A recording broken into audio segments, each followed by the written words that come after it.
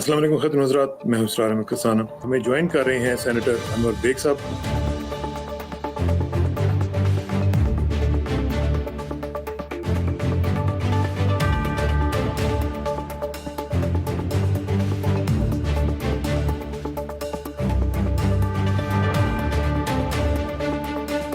बदलती हुई सियासी, समाजी और बैनुल-अक़वामी सूरत हाल पर तबसरा, सियासतदानों और तज्ज़िया निगारों से खुसूसी गुफ्तगू। देखिए प्रोग्राम इसरार कसाना शो पीर से जुमेरात की शब 9 बजे ओनली ऑन हमारा टीवी।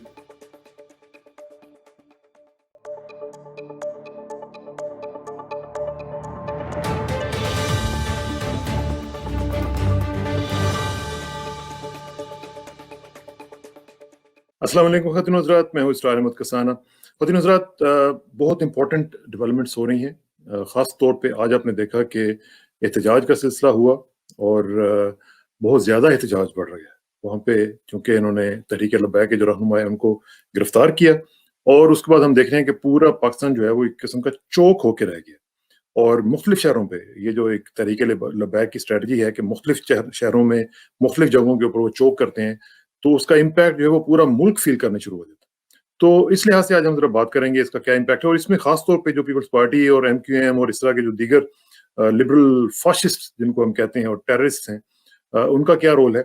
और साथ साथ हमने देखा कि यूके ने पाकिस्तान को एक जो टेरर फाइनेंसिंग लिस्ट है उसमें डाल दिया है।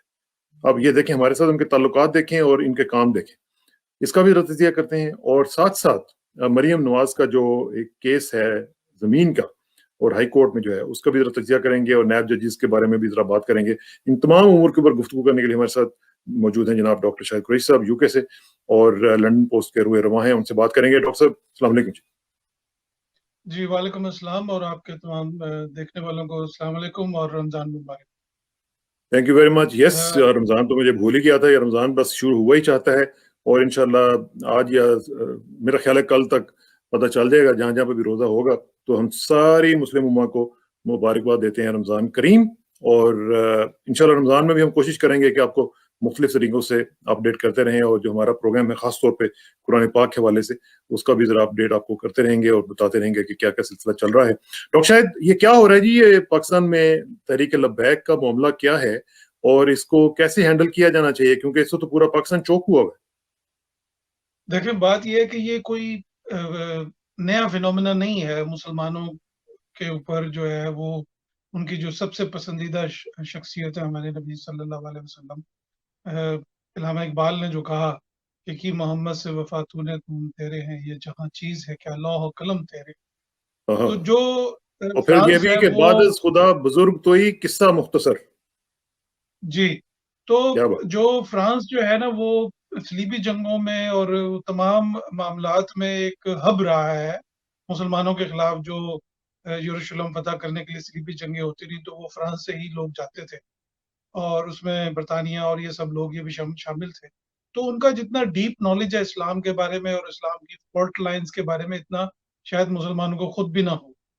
तो उनको पता है कि मोहम्मद सल्लल्लाहु अलैहि वसल्लम की जो शख्सियत है अगर हम उस पे तनकीद करेंगे तो मुसलमान प्रवोक होंगे और वो उसको बार-बार उसका टेम्परेचर चेक करते हैं कि मुसलमान जो है वो कैसे रिएक्ट करते हैं। उसका हमने मुख्तलिफ दौर में मुख्तलिफ किस्म के झूठे नबी और झूठे मेहदी जो है ना वो लॉन्च किए गए। एक किताब है मैं सजेस्ट करूँगा उसको लोग पढ़ें।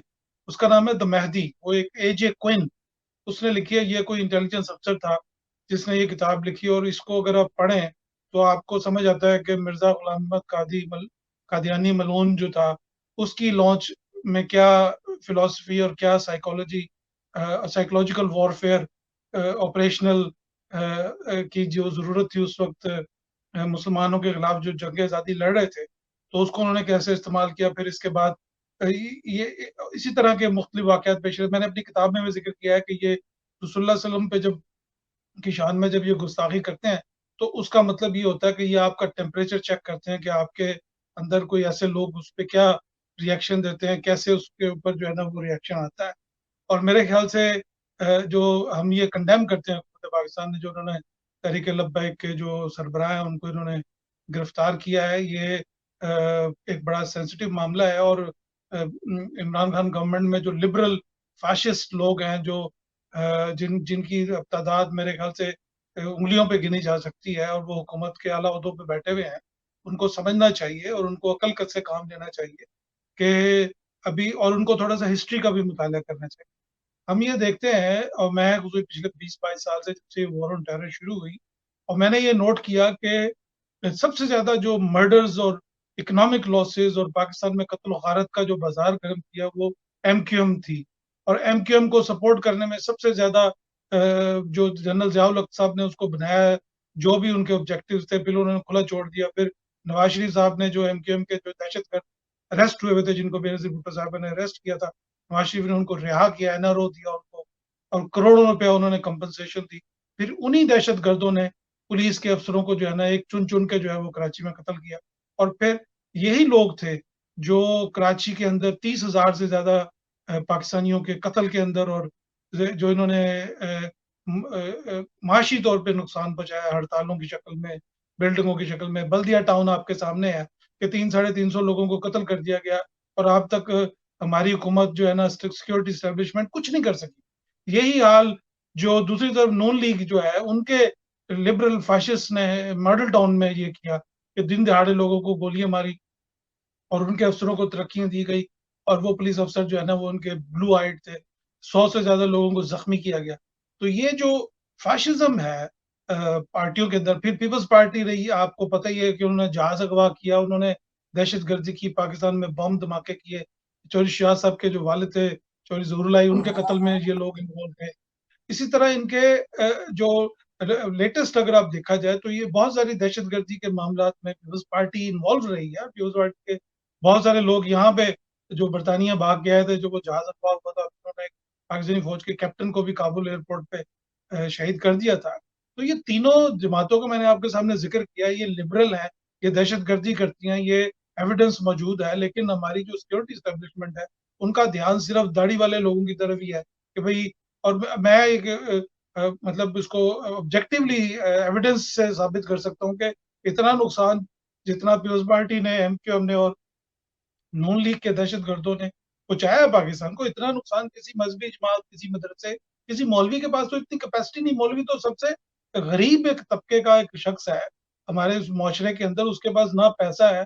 और ये जो बड़ी बड़ी माफियाज जो मुल्क को लूट रही हैं, जिन्होंने फाइनेंशियल टेररिज्म किया है, ये जो ऑक्सफोर्ड, कैम्ब्रिज और ये उससे कहीं बढ़ हार्वर्ड के के जो पढ़े पढ़े जो लोग हैं, ये व्हाइट कॉलर क्राइम कर रहे हैं। इन्होंने आईपीपीज के महंगे मुआहदे साइन किए। ये लोग सब्सिडी लेके शुगर माफिया की शक्ल में अरबों करोड़ों रुपए के इन्होंने जहाज बनाए हैं और बिल्डिंगें खरीदी हैं, बरतानिया में महल खरीदे हैं। इसमें कोई मौलवी, कोई वो लोग जो पाकिस्तान की नामूस के लिए अपनी जान देने के लिए तैयार थे और तैयार हैं, उनको मुशर्रफ जैसे लिबरल और बेवकूफ लोगों ने जो है ना, वो एलिनेट किया एलिनेट कर पाकिस्तान के दी, लोगों। एलिनेट कर दी। हाँ, ठीक। और इसी बल्कि बल्कि ये तो जो इतनी बड़ी एजेंडा ताकत बन सकते थे, ये तो इतनी बड़ी पाकिस्तान के लिए और दीन के लिए इतनी बड़ी ताकत बन सकते थे कि अगर इनको पॉजिटिवली यूटिलाइज किया जाता तो पाकिस्तान कहां से कहां पहुंच जाता। देखिए, बात यह है कि जो मुशर्रफ ने जो पॉलिसी इख्तियार की, उनका मकसद ही ये था कि इनको दीन के और मुल्कों को इनको आपस में लड़ा दिया जाए। मुसलमानों के, ये इजिप्ट के जो सदर थे मुर्सी, उन्होंने ये कहा कि जब तुम अपने शहरों को दिन दहाड़े कत्ल करोगे तो दुश्मनों के कुत्ते तुम्हें चीर फाड़ के रख देंगे। तो मेरे ख्याल से जो सिक्योरिटी स्टेब्लिशमेंट है पाकिस्तान की, जनरल बाजवा साहब और जनरल फैज साहब, उनको ये समझना चाहिए कि जो लोग आपकी फौज के लिए, आपके इदारों के लिए, या आपके लिए जो लोगों ने कुर्बानियां दी, जिनको एमक्यूएम के लोगों ने दिन दहाड़े कत्ल किया, आपने उनका क्या हाल पूछा? मेजर नदीम डार साहब हैं, वो नॉर्वे में रहते हैं। एमक्यूएम ने उनके घर में घुस के इस्लामाबाद में आग लगाई, उनके छोटे बच्चे को शहीद किया, कत्ल किया। तो आपकी जो सिक्योरिटी स्टेब्लिशमेंट थी, उसने क्या किया उसके लिए? और मेरे ख्याल से, मैं ये समझता हूँ, हम ये देखते हैं कि जब तक आप माफिया को जवाब उसी की जुबान में नहीं देंगे, उनके हौसले और बुलंद होते जाएंगे। ये तो कोई और यही तरीका हुआ। नहीं कि एक शख्स अपनी ड्यूटी कर रहा है और वो इसी तरह वली खान बाबर जो है, वो उनका केस भी खत्म हो गया, उनको एमक्यूएम ने कत्ल किया था, वो भी, उनके भी लोग रिहा हो गए पिछले 1-2 महीने के दौरान, हाईकोर्ट ने उनको भी बरी कर दिया। इसी तरह हमारे फैसल कुरैशी साहब थे लाहौर के अंदर, वो उनको शहीद किया गया, उनका कातिल भी जो है ना, वो उसको भी हाईकोर्ट ने जो है ना, वो बरी कर दिया, वो उसका भी कोई कुछ परेशानी हाल नहीं है। तो जब तक आप उन लोगों को, जो लोग पाकिस्तान के मुहिब्बे वतन हैं, पाकिस्तान के साथ खड़े होने वाले लोग हैं, जब तक आप उनको सपोर्ट नहीं करेंगे, उनको उनके कत्लों को इवेंज नहीं करेंगे। टर्की ज़ुबान में, टर्की जो है वो अभी उन्होंने जो ऑपरेशन किया शाम में, और उसके बाद जो उन्होंने इराक में जो ऑपरेशन किया, तो 13 सोल्जर्स और सिविलियन को कत्ल किया था पीकेके ने, उसके जवाब में उन्होंने को 100 से ज्यादा पीकेके टेररिस्ट को मारा, और प्रेसिडेंट अर्दोगान ने कहा कि हमने उनको इवेंज किया। इसी तरह अजरबैजान के सदर ने जब ऑपरेशन हुआ नगोर्नो काराबाख में, उन्होंने ये कहा कि हमने अपने उन 30 साल पहले जिन लोगों को इन्होंने निकाला था, उनके हमने बदला लिया, उनको इवेंज किया है। तो ये एक इंटरनेशनल एक बड़ी हमारी हिस्ट्री रही है कि जब तक आप अपने जो आपके दोस्तों अहबाबों के जो कातिल होते हैं, जब तक आप उनको इबरत का निशान नहीं बनाएंगे, तो लोग आपके साथ कैसे शामिल होंगे? आपका काम है कि अब इसमें कई जो मसाइल है ना जिस ज़बान में उसमें मसाइल ये हैं कि हमारे अपने जो कई हल्के हैं वो इस तरह के काम जो हैं वो नहीं करने देते, कंप्रोमाइज़ कर लेते हैं। लेकिन आप मुझे थोड़ा-सा आखिर में ये इस टॉपिक पे ये ज़रा बताएं कि क्या करना चाहिए? उनका मुतालबा ये है कि फ्रांस के एम्बेसडर को निकालें यहाँ से, और उसके ऊपर हुकूमत एग्री कर चुकी हुई है, 2 मुआहदे कर चुकी हुई है और कह चुकी है जी ठीक है, हम पार्लियामेंट में लेके जाते हैं, फिर बैक ट्रैक कर जाते हैं, फिर उसको डिली डैलिंग करते हैं। या तो मुआहदा ना करते, अगर आपने नहीं निकालना तो मुआहदा ना करें। आप क्या समझते हैं कि निकालना चाहिए या नहीं निकालना चाहिए? क्या हो जाएगा? देखें, बात ये है कि हम एक ग्लोबल वर्ल्ड में रहते हैं, और हमें अभी इंडिया में भी पाकिस्तान का कोई सफीर नहीं है इस वक्त। तो ये डिप्लोमेटिक रिलेशंस जो होते हैं वो तो जंग के दौरान भी खत्म नहीं होते। मुख्तलिफ मुल्कों में जब जंगें हो रही होती हैं तो फिर भी उनके डिप्लोमेटिक लिंक्स होते नहीं तो हैं। डिप्लोमेटिक और रिलेशन को स्केल डाउन कर लेना, जैसे हमने इंडिया के साथ किया हुआ है। जी, पाकिस्तान में भी, पाकिस्तान का फ्रांस में कोई सफीर नहीं है, और पाकिस्तान गवर्नमेंट जो है वो फ्रांस की गवर्नमेंट से ये रिक्वेस्ट कर सकती है कि हम आपके फ्रांस और पाकिस्तान के जो रिलेशनशिप है हम उसको डाउनग्रेड कर रहे हैं। यानी बिल्कुल। हम यहाँ पे आपके साथ फुल डिप्लोमेटिक रिलेशनशिप नहीं रखेंगे, बल्कि हम एज ए प्रोटेस्ट जो है वो हम उसको डाउनग्रेड कर रहे हैं। This possible, it is not हाँ, बिल्कुल। Something which is beyond. क्या हो जाएगा? देखिए ना, लेकिन फ्रांस का अच्छा जो जरा रोल ठहरे रहा है, ठहरे डॉक जरा ठहरे। प्रोस एंड कॉन्स देख लेते हैं कि अगर पाकिस्तान निकालता है, पाकिस्तान को फैटफ में वैसे वो नुकसान पहुंचाने के दर पे हैं, हमारी ट्रेड उनके साथ कितनी है आप जरा देख लें, फिर हमारे साथ उनके डिफेंस रिलेशनशिप क्या है, फिर आए दिन हमारी कम्युनिटी को वहां पे ये तंग किया जाता है, कभी स्काफ के इशू के ऊपर, कभी स्कूलों में बेड़ागर करते हैं, कभी कुछ करते हैं। यानी they hate Muslims like anything. यानी ये वाहिद मगरबी मुल्क है जिसमें मुसलमान जो है वो इस वक्त इतने इनसिक्योर फील करते हैं जैसे किसी और मुल्क में नहीं फील करते। क्या होगा? देखिए ये कोई गवर्नमेंट जियो स्ट्रेटेजिक पॉलिसीज होती हैं उनकी। जैसे टर्की के अंदर उनका बड़ा, अभी टर्की ने 3 उनके जासूस पकड़े थे कुछ महीने पहले। अभी हमने भी खबर लगाई थी इस्तांबुल में से, जो ये जासूसी कर रहे थे कि वहाँ पे कितने इमाम हैं, मस्जिदों में कितने लोग आते हैं, रिलीजियस एलिमेंट्स पे वो स्पाइंग कर रहे थे फॉर फ्रेंच इंटेलिजेंस। उनको टर्किश इंटेलिजेंस ने गिरफ्तार किया। उसके अलावा टर्की स्कूल, यहाँ टर्की में कुछ तकरीबन काफी सारे 4-5 के करीब फ्रांसीसी स्कूल है। इनका एक बैकग्राउंड है जो ओटोमान के साथ, कॉलोनियल हिस्ट्री के साथ लिंक है। और इसमें जो चीज करने वाली वो ये है कि हमें अपनी इकोनॉमिक इंडिपेंडेंस वो करनी चाहिए। हमारी इलीट जो है पाकिस्तान की, यानी भुट्टो साहब, बेनजीर साहब, ये सारे जब फ्रांस से इन्होंने मिराज खरीदे थे तो भुट्टो साहब ने 1.5 मिलियन कमीशन के जो रिश्वत थी वो उन्होंने ली थी, और उसको बेनजीर भुट्टो साहिबा के बाद उनकी वालदा ने वो उन्होंने वसूल किया बरतानिया फ्रांस में जाकर। इसी तरह फिर वो आप दोस्तों का जो केस हुआ उसमें भी ये $60 मिलियन का जो केस है पीपल्स पार्टी पे, ये उसी पैसे से रिलेटेड है जो उन्होंने लेकिन फिर मैं बैक टू दैट पॉइंट कि क्या हम इसको डाउनग्रेड करके फ्रेंच एम्बेसडर को अगर निकाल दें तो आप समझते हैं कि इसमें कोई मसला नहीं है, हम कर सकते हैं? क्यों नहीं कर सकते? इसमें जो है वो आपने एक स्टैंड लिया और आपने एक बीइंग, और वैसे भी डॉक, जिसे आप शुरू में ये कह रहे थे कि जी नबी करीम सल्लल्लाहु अलैहि वसल्लम की जात के ऊपर, जिनके कदमों की खाक के ऊपर हम सब कुर्बान हैं, ठीक है, उनके लिए अगर हम ये करते हैं तो मेरा ख्याल है कि हमें तो वैसे भी हमारी आखिरत भी बन जाएगी और हमारी दुनिया में भी हमारी लोग, अल्लाह ताला किसी ना किसी तरीके से मदद कर दे। देखिए, बात यह है कि जहाँ पे नवाज शरीफ जैसे गद्दार वतन लोग हों जो मुमताज कादरी शहीद को 11 बजे रात को फांसी दे दें खुश करने के लिए, और पाकिस्तान के कॉन्स्टिट्यूशन में तब्दीली के लिए बिल पेश करें कादियानियों को खुश करने के लिए, और फिर वो कहें कि मुझे क्यों निकाला। तो अगर नवाज शरीफ को ये बात समझ में नहीं आई कि नवाज शरीफ तुझे तो अल्लाह ने निकाला, तुझे 3 दफा मौका दिया और तुझे अल्लाह ने तुझे इसी गुस्ताखी और गुस्ताखे रसूल होने की सजा तुझे अल्लाह ताला ने दी कि तुझे 3 दफा का वजीर आजम बनाया और फिर तुझे इतना जलीलो ख्वार किया कि तू अब धक्के खाता फिर रहा है मुख्तलिफ मुल्कों के अंदर, तेरे पास कोई इज्जत नहीं है बची तेरे पास। तो ये एक सबक है, ये पाकिस्तानी रांदा दरगाह हो मुसलमानों के गया। लिए भी एक सबक है कि जो लोग रसूलुल्लाह से गुस्ताखी करते हैं, उनसे गद्दारी करते हैं, अल्लाह ताला उनसे उन्हें दुनिया के अंदर जो है वो जलीलो ख्वार कर देता है। और हमने ये नोट किया है कि आप की तमाम चीजें अपनी जगह पे, ये एक साइकोलॉजिकल वॉरफेयर और फोर्थ और फिफ्थ जनरेशन वॉरफेयर का हिस्सा है, ये किताबें लिखना, रसूलुल्लाह की शान में गुस्ताखी करना। तो इसका हल जो है वो ये है कि आप अपने आप को ताकतवर बनाएं और अपने आप को मजबूत करें कि आपको जरूरत, जैसे फ्रांस जो है वो तो आपको याद होगा जनरल जिया के जमाने में ये कोटा लैब पे इनका एक डिप्लोमेट पकड़ा गया था जो बार बार जाता था वहां पे पाकिस्तान के एटमी प्रोग्राम की जासूसी करने के लिए। तो फ्रांस जो है वो एक कॉलोनियल ताकत है, उसकी हिस्ट्री है। अभी वो चाहते हैं कि देखें, इंडिया और चाइना की जंग हो जाए, असला वो बेचे वहां पे। हाँ, रफाइल का एक बहुत बड़ा स्कैंडल इंडिया में पैदा हो गया, इस वक्त आपके सामने ही है कि जो अभी एक चीज जो है, एक चीज डॉक जो मैं समझता हूँ कि जो हमें करनी चाहिए, वो इसके साथ साथ एक और वो बहुत जरूरी है, जो कि फ्रेंच प्रोडक्ट्स का बाइकआउट है। देखें ना, हम अगर ये कर दें और पूरी दुनिया में करें, ठीक है, तो लग पता जाएगा इनको कि क्या होता है और किस तरीके से नौजुबिल्ला तौहीन रसालत होती है। तो इनको पता चलेगा कि फिर ये इसकी ये कीमत देनी ये जो पड़ेगी। बड़ा इम्पोर्टेंट इकोनॉमिक फैक्टर जो है वो बड़ा इम्पोर्टेंट फैक्टर है। और पाकिस्तान ने जो 1.3 बिलियन डॉलर का जो मुआहदा था हेलीकॉप्टर खरीदने का फ्रांस से, वो पाकिस्तान ने कैंसिल कर दिया है। फ्रांस और मेरे ख्याल से तहरीक लब्बैक वालों को शायद पता नहीं है या उनको किसी ने बताया नहीं कि पाकिस्तान ने ऑलरेडी वो स्टेप्स लेने शुरू कर दिए हैं। 1.3 बिलियन डॉलर कोई छोटी रकम नहीं होती है। पाकिस्तान ने हम कहा कि हम ये चीजें कहीं और से खरीद लेंगे।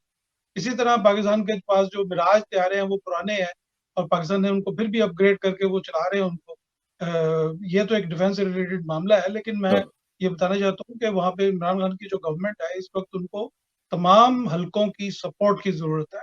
उसमें चाहे वो पीपल्स पार्टी हो, चाहे वो नून लीग हो।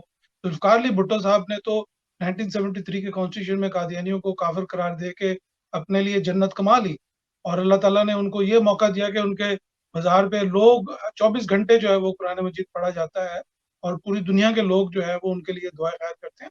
अब जैसे मैं कहता हूँ कि every saint has a past and every sinner has a future. तो हमको फ्यूचर उनकी उन सारी चीजों को मद्देनजर रखना चाहिए, और मैं ठीक समझता हूँ कि Imran Khan government right step लेगी इस मामले में। लेना अब अगर चाहिए। हम अपने दूसरे टॉपिक पे करें तो वो हाँ, भी उसको भी लिंक कर सकते हैं इसके साथ। उसको उसको करते हैं, लेकिन एक चीज ये है कि फ्रेंच जो एम्बेसडर हैं उनको निकालें, स्केल डाउन करें डिप्लोमेटिक रिलेशंस, फ्रेंच प्रोडक्ट्स का बाइकआउट करें। इसलिए कि हम ये चीज बर्दाश्त किसी सूरत में नहीं कर सकते कि तौहीन रसालत, नौजुबिल्लाह, तौबा इस्तगफार, हमारी तो औकात ही नहीं है कि हम उनका जिक्र भी करें। तो ये नहीं हो सकता। हुर्मत रसूल पे जान भी कुर्बान है। तो coming back to second topic, doc, ये जो यूके ने किया है टेररिस्ट फाइनेंसिंग लिस्ट के ऊपर पाकिस्तान को डाल दिया है 15वें नंबर पर, ये क्या इनको तकलीफ हुई? देखें, आज ये यहाँ पे एक रिपोर्ट शाया की है ब्रिटानिया ने, और उसमें उन्होंने कहा है कि हम पाकिस्तान की जो मनी लॉन्ड्रिंग और की जो एक्टिविटीज हैं और पाकिस्तान से ओरिजिनेट करती हैं, पाकिस्तान की जो लीड है वो मुख्तलिफ जराए से मनी लॉन्ड्रिंग करती है, और वो पाकिस्तान से पैसा चोरी करके बरतानिया में लाते हैं और बरतानिया से पैसा वापस लेके जाते हैं। और यहाँ पे उन्होंने जो है वो बड़े बड़े घर रियल एस्टेट में इन्वेस्टमेंट की है। यहाँ से वो ये जो डायमंड्स है, प्रेशियस मेटल्स, प्रेशियस स्टोन्स और इसी तरह की चीजें वो खरीदते हैं और उनमें उन्होंने अपनी इन्वेस्टमेंट की है। अभी आपको याद होगा पीपल्स पार्टी के एक सेनेटर थे जिनके 3-4 फैमिली के ही सेनेटर्स होते थे, उनके एक रिश्तेदार हैं यहाँ पे लंदन में, वो एक स्टेट एजेंसी चलाते हैं, और उन्होंने ही परवेज अशरफ साहब जो हमारे साहब का वजीर आजम है, उनके लिए भी अपार्टमेंट वहीं से शायद खरीदा गया था, रिपोर्ट भी हुआ था। तो यहाँ पे जो बड़ी बड़ी इस तरह पीपल्स पार्टी के और भी बहुत एमएनए हैं, जनरल मुशर्रफ साहब का भी अपार्टमेंट यहाँ पे है, इस तरह जनरल्स भी हैं, जजेस भी हैं। काजी फायज ईसा साहब ने भी प्रॉपर्टी खरीदी है यहाँ पे। नवाज शरीफ और जरदारी का, और मलक रियाज हुसैन जो है वो उसने तो नेशनल क्राइम एजेंसी से प्ली बार्गेन करके उसने पैसे वापस करने थे, कुछ खबर आई थी कि वो कुछ पैसे रहते हैं। तो अब अभी कुछ साल पहले मैंने लिखा था कि जिन लोगों ने अपनी यहाँ पे जायदादें खरीदी हुई है ये एक बहुत बड़ा सिक्योरिटी रिस्क बन गए हैं और इनकी टांगे भी बंधी हुई हैं और इनके बाजू भी किसी वक्त मरोड़े जाते हैं।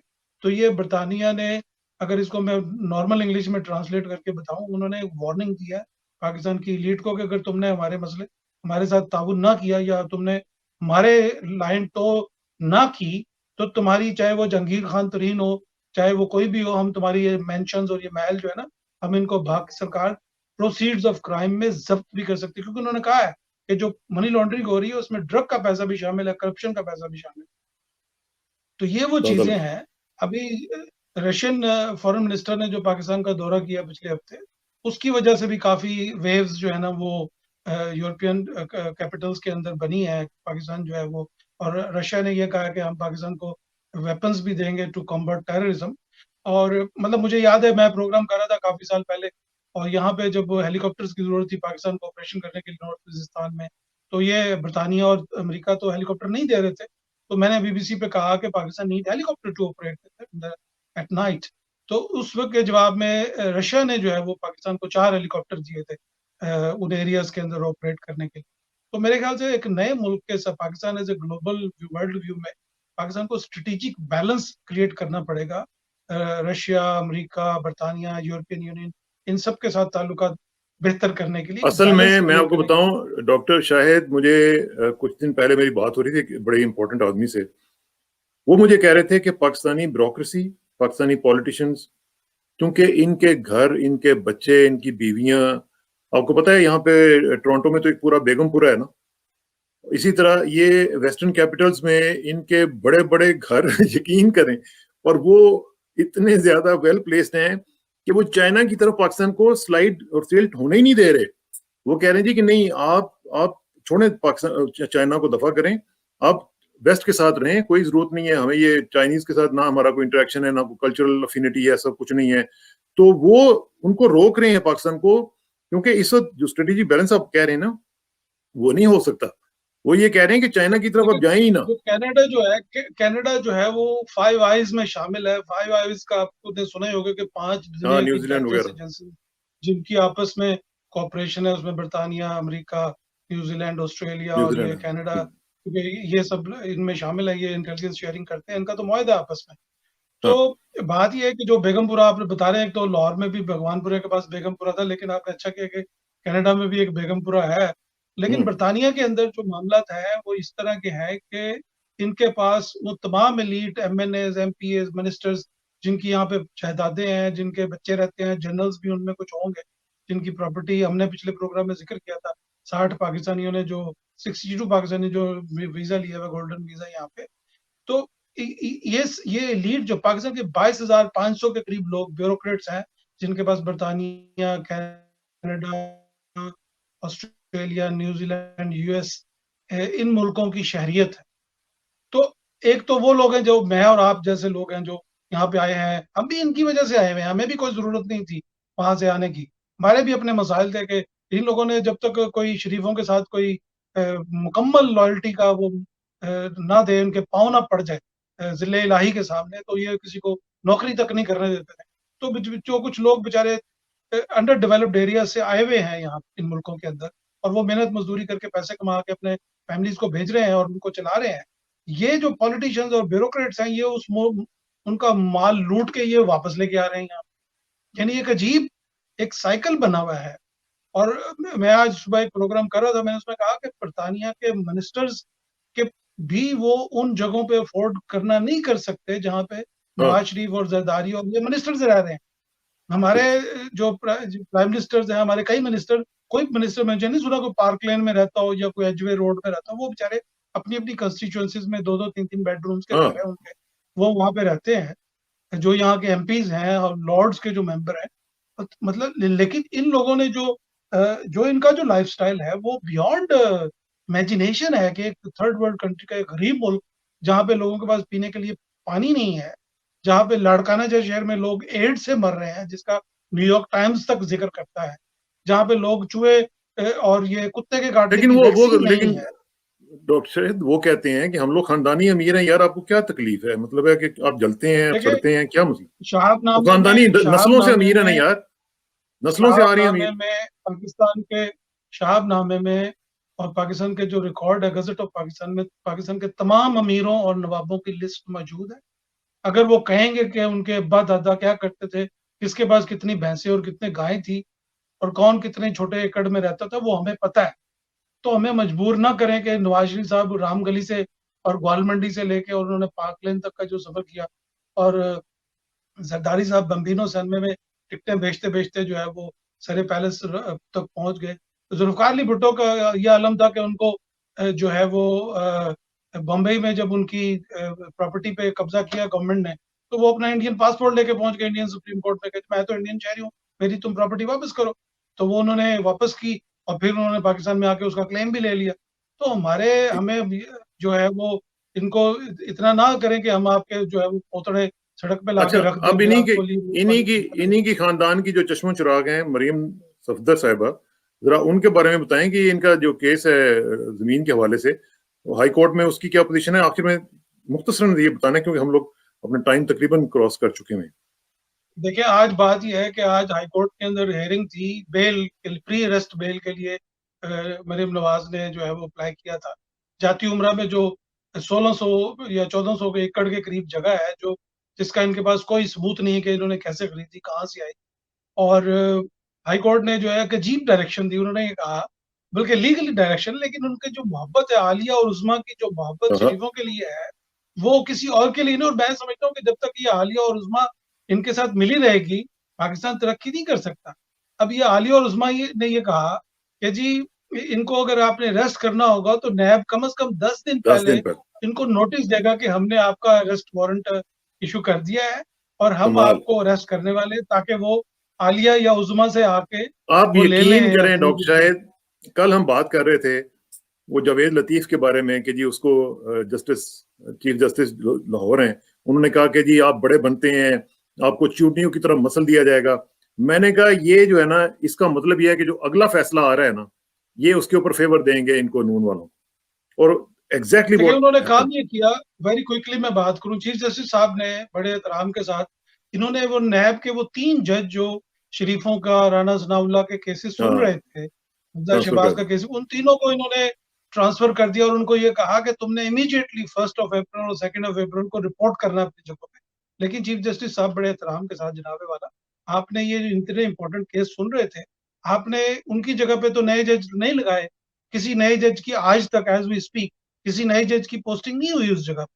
और आपको याद होगा कि नैब में जो केस चल रहा था नवाज शरीफ साहब का, तो उसमें जो जज साहब थे वो रिटायर होने वाले थे, लेकिन चूंकि वो केस सुन रहे थे तो सुप्रीम कोर्ट ने उनको एक्सटेंशन दे दी थी कि आप चूंकि शुरू से केस सुनते आ रहे हैं तो आप उसको कंटिन्यू करें। तो मेरे ख्याल से इतना कोई ऐसा कोई बहावलपुर में और डेरा गाजी खान में एकदम इतनी कोई बड़ी इमरजेंसी नहीं थी हाँ, कि कोई और सैलाब आ जज गया नहीं था जा वहां पे। सकता था वहां पे।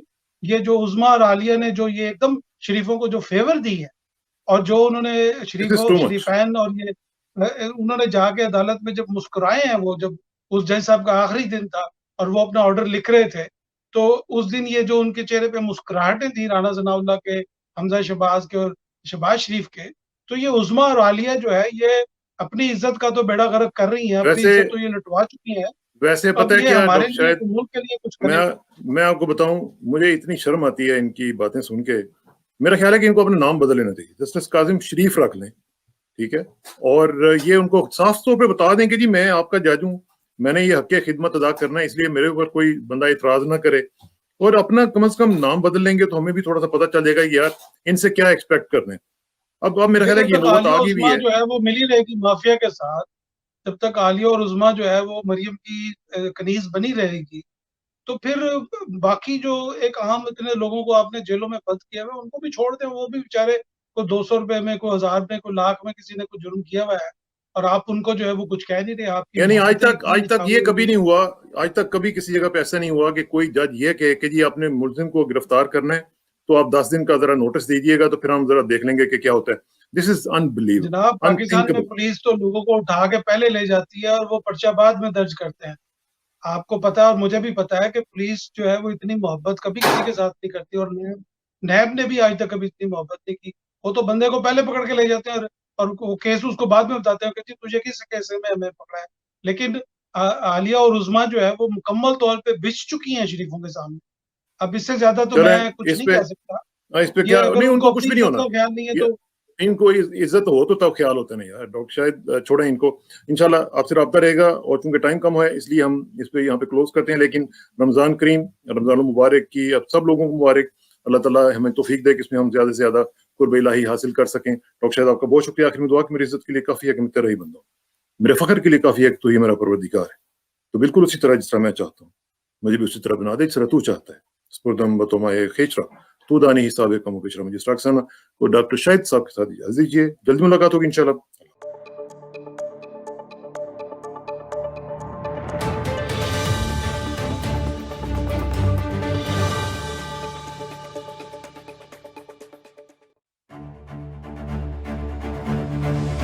अस्सलाम वालेकुम नाज़रीन, प्रोग्राम 12वां खिलाड़ी के एक और एपिसोड के साथ आपका मेज़बान फ़याज़ वलाना आपकी खिदमत में हाजिर है।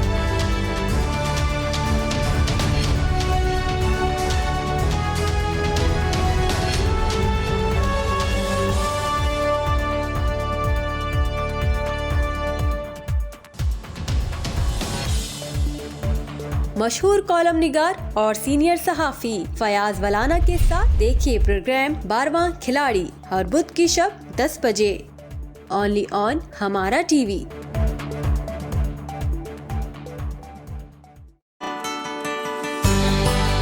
पंजाब ऑटोज, हर किस्म की गाड़ियों की मरम्मत का मरकज।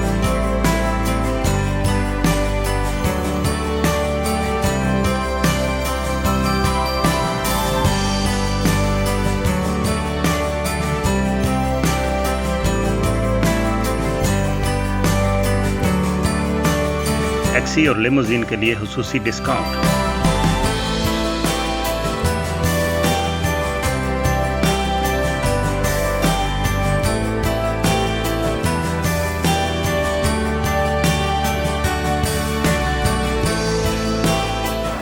पंजाब ऑटोज और मेरा पिछले 25 सालों का साथ है।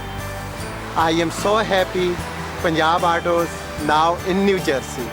Call Hamid Mughal and Mubashir Ahmad 732-727-6800.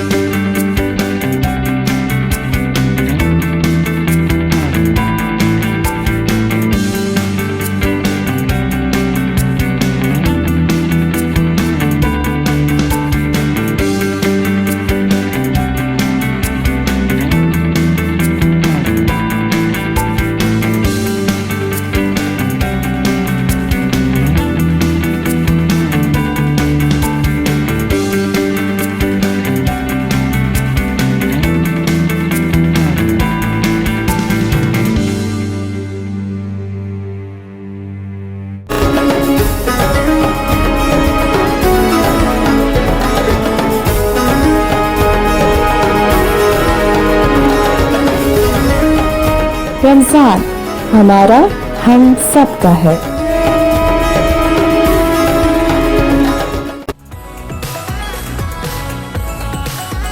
हमारा टीवी हम सब का है। या रसूल अल्लाह तेरे रसूल अल्लाह सल्लल्लाहु अलैहि वसल्लम ने फरमाया, सुभान अल्लाह और अल्हम्दुलिल्लाह कहना आसमान और ज़मीन के दरमियान खला को नेकियों से भर देना है।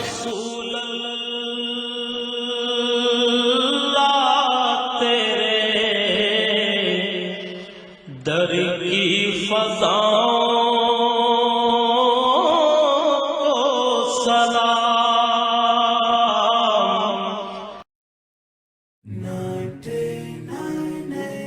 هو الله الذي لا إله إلا هو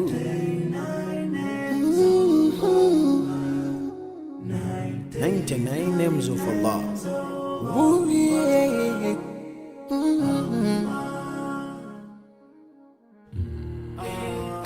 Ar-Rahman Ar-Rahim Al-Malik Al-Quddus As-Salam Al-Mu'min Al-Muhaymin Al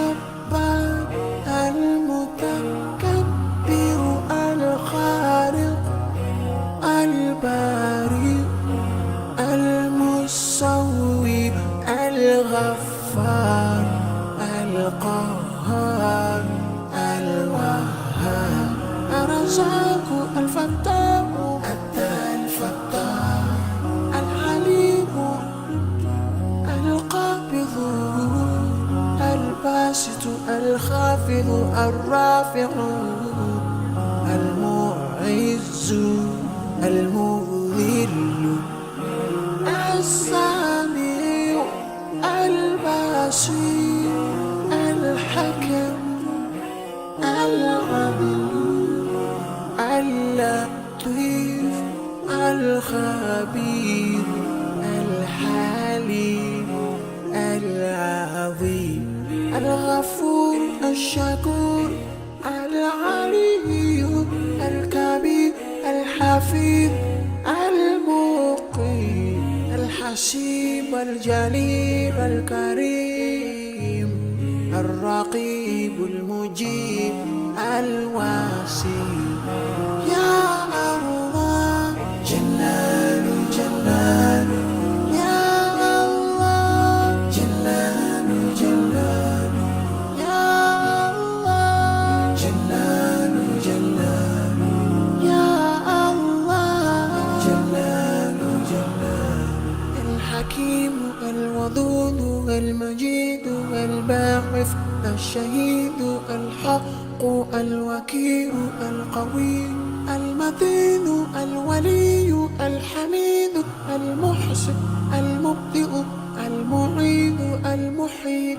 المميت الحي القيوم الواجد الماجد الواحد الأحد الصمد القادر المقتدر المقدم المؤخر الأول الآخر الظاهر الباطن الوالي المتعالي البر التواب المتقيم العفو الرؤوف مالك الملك ذو الجلال والإكرام يا الله جلال جلال يا الله جلال جلال يا الله جلال جلال يا الله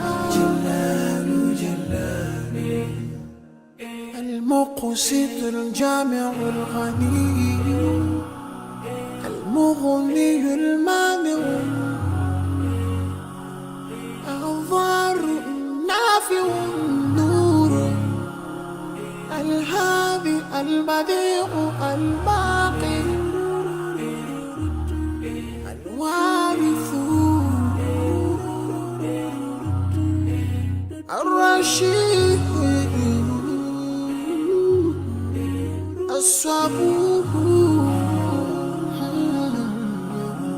يا الله جلال جلال يا الله جلال جلال يا الله جلال جلال يا الله جلال جلال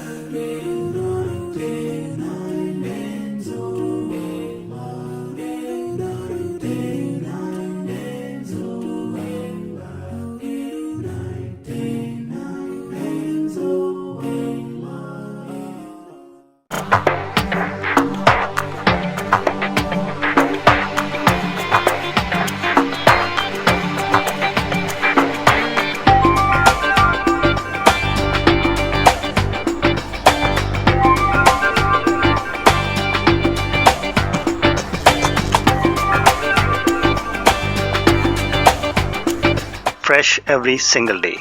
Gyro King, the king of gyro. Apex Group of Colleges, जहां इल्म सिर्फ क्लासरूम, कमरा इम्तिहान या किताबों तक महदूद नहीं, एपेक्स उन तलबा के लिए औज की काविश है जो दिन रात मेहनत करते हैं, जिनमें तजस्सुस है, वो जो मुस्तकबिल के हीरो हैं, जो आज ही सितारे हैं, वो जो फर्क नहीं करते, काविश में है कि बने एक बेहतरीन इंसान, जो थोड़ा हट कर सोचते हैं, जो खुद को जिंदगी के पेचीदा रास्तों के लिए तैयार करते हैं।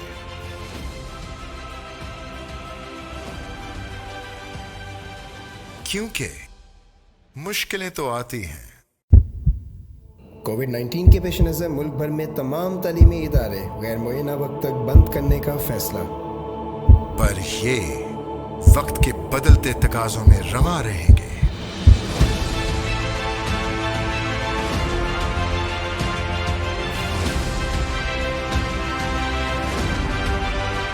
और कभी हार नहीं मानेंगे। ये वो हैं जो एपेक्स में अपने हर ख्वाब की तकमील देखते हैं।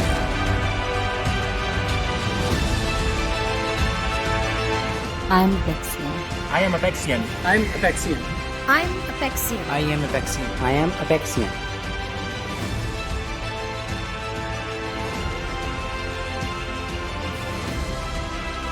एपेक्स ग्रुप ऑफ कॉलेजेस, औज है मंजिल। तमाम अहले इस्लाम को माह रमज़ान की बाबरकत और मुक़द्दस सातें मुबारक हैं।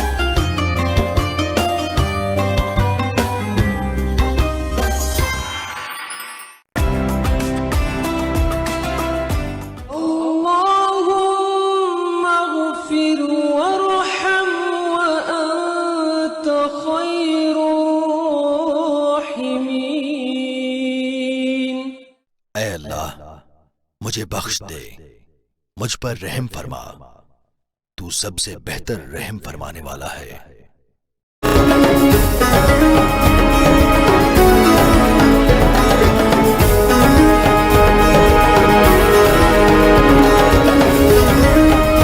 रमजान हमारा हम सब का है।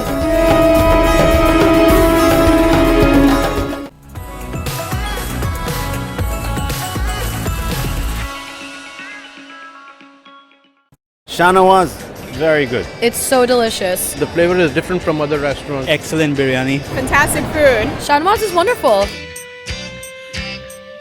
मयार खुद बोलता है, शाहनवाज बैंक्वेट हर किस्म की तकरीबात के लिए ऑथेंटिक पाकिस्तानी खानों के साथ और खुसूसी वीकेंड बफे, एक क्वालिटी फैमिली टाइम मजे की रिवायत के साथ। पाकिस्तानी खाने के लिए बेस्ट जगह शाहनवाज बैंक्वेट है। शाहनवाज नाम ही काफी है। बुकिंग के लिए राबता कीजिए। पंजाब ऑटोज, हर किस्म की गाड़ियों की मरम्मत का मरकज।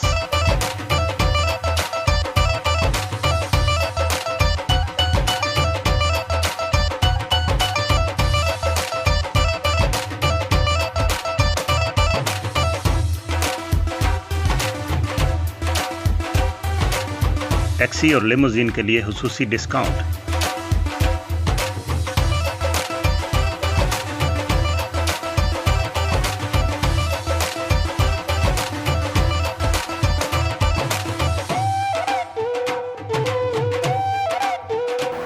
पंजाब ऑटोज और मेरा पिछले 25 सालों का साथ है।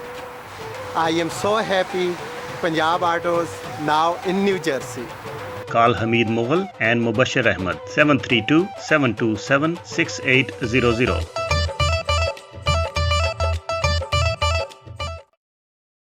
Ya Rasool Allah tere dar ki रसूल अल्लाह सल्लल्लाहु अलैहि वसल्लम ने फरमाया, लोग जुमे की नमाज छोड़ने से बाज आ जाएं, नहीं तो अल्लाह ताला उनके दिलों पर मोहर लगा देगा, फिर वो गाफिलों में से हो जाएंगे।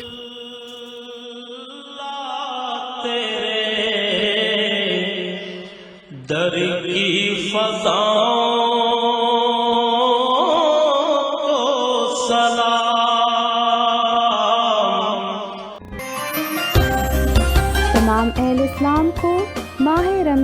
की बाबरकत और मुक़द्दस सातें मुबारक हों।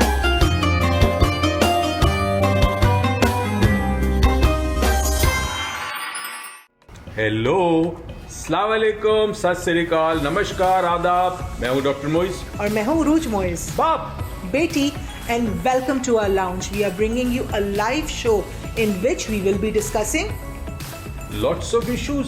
लाइफ में प्रॉब्लम्स ही प्रॉब्लम्स है। रिलेशनशिप का प्रॉब्लम, पैसों का प्रॉब्लम, फाइनेंशियल प्रॉब्लम, बच्चे बात नहीं मानते, बच्चों की तरबियत कैसे करें, डिप्रेशन है, स्ट्रेस है, टेंशन है, हेल्थ इश्यूज कितने बढ़ गए। तो अब जिंदगी के अंदर जो मसाइल है उसका हल क्या है? What is the solution to problems? And there are certain questions for which you are seeking answers. तो मैं और उरूज हम नगरी दुनिया के कई मुल्क जाते हैं और लोग हमारे पास आते हैं, हम उनके पास जाते हैं, सवालों के जवाब देते हैं, प्रॉब्लम्स का हल बताते हैं और ये भी बताते हैं कि जिंदगी कैसी गुजारी जाए, खुशियाँ कैसी जिंदगी में आए।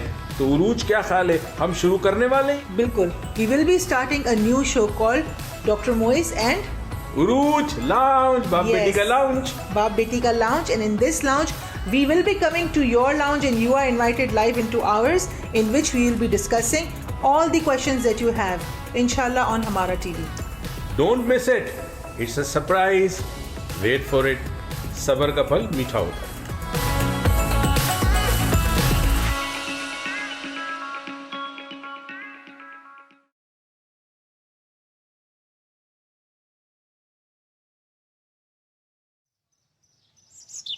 الصبح بدا من طلعته والليل دجى من وفراته है नूर साहर चेहरे से तेरे और शब की रौनक जुल्फों से। अल्लाहु अल्लाहु अल्लाहु अल्लाह अल्लाहु अल्लाहु अल्लाहु अल्लाह। कंजुल करमी मौलन नियामी हादिल उममी लिशरीअतिही। अल्लाहु अल्लाहु अल्लाहु अल्लाह अल्लाहु अल्लाहु अल्लाहु अल्लाह। साती शजरून तक़ल हजरू शक़ल क़मरू बिइशारतिही। उंगली के इशारे पेड़ चले हिजाज से पत्थर बोल उठे और चाँद हुआ है दो टुकड़े अंगुष्ठ के एक इशारे से। अल्लाहु अल्लाहु अल्लाहु अल्लाह अल्लाहु अल्लाहु अल्लाहु अल्लाह। जिब्रील अता लैलता अस्रा वरब्बु दआ फी हदरतिही। अल्लाहु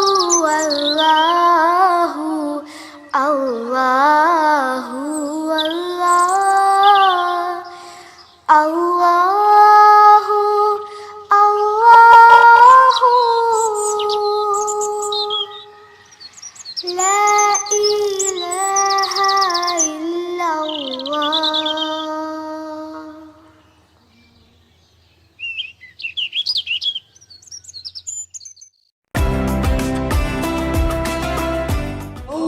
اللهم اغفر وارحم وأنت خير الراحمين।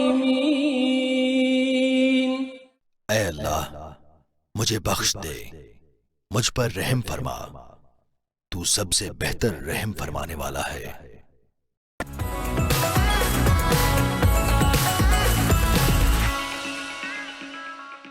माजी की दो बड़ी सियासी जमातों ने नैब को अपने मफादात के लिए इस्तेमाल किया। पिछले 10 वर्षों में दहशतगर्दों की जानिब से जो खुदकुश हमले होते थे उसमें 97% कमी वाक़या हुई है। बहुत से बड़े बड़े इंसानी हकूक के नाम पर अफराद, इदारे सब ये कह रहे हैं कि भारत इस वक्त जो हिंदुत्व की सियासत के साथ खेल रहा है उसने मकबूजा कश्मीर में जुल्म की इंतहा की हुई है। हालिया रिपोर्ट आई है जिसमें कहा गया है कि भारत कई साइट्स के जरिए पाकिस्तान के खिलाफ एक प्रोपेगेंडा मुहिम चला रहा था।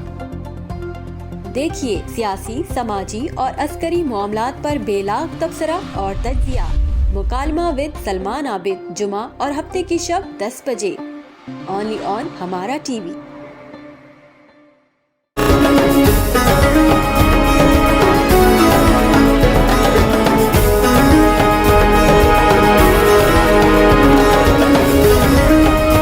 रमजान हमारा हम सब का है। या रसूल अल्लाह तेरे दर की। रसूल अल्लाह सल्लल्लाहु अलैहि वसल्लम ने फरमाया, जुमे के दिन और शब जुमा में मुझ पर दुरूद कसरत से भेजा करो।